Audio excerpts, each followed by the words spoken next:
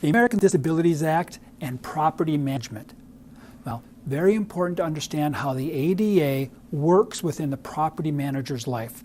Not only for the exam, but for those of you who are going into property management, you might really want to listen close to our expert in the field as she talks about her job in regards to the ADA. I'm Carrie, and I'm a property manager. Today I'm going to talk to you about the Americans with Disabilities Act, the ADA.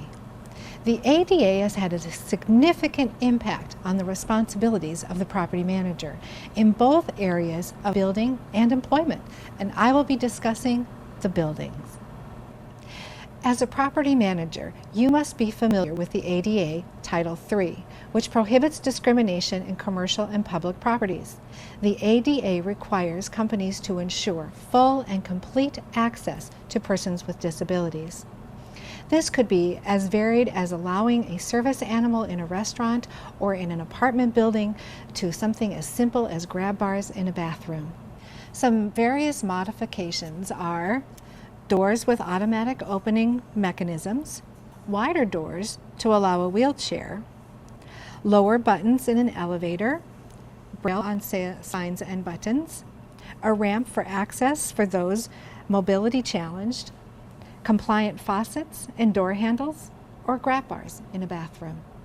It's important to understand the property manager is responsible for determining if the building is meeting ADA requirements.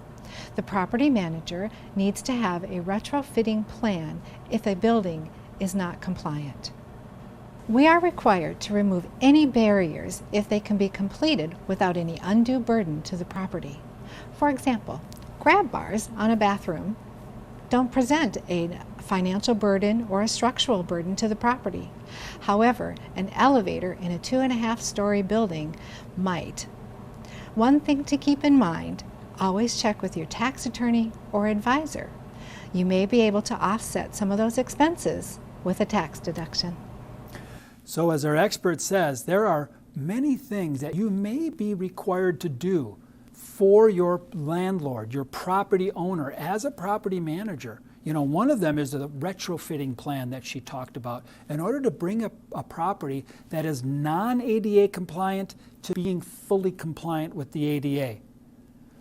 Now, there's a test for if you need to do that. In fact, there's several of them. The one we want to talk about specifically here is it a burden to do it, the improvement that's required? In other words, she used an example of grab bars in a bathroom. I think we've all seen grab bars in a bathroom, and they are not considered to be a burden to install grab bars, if you want to get an idea of the cost and what that means.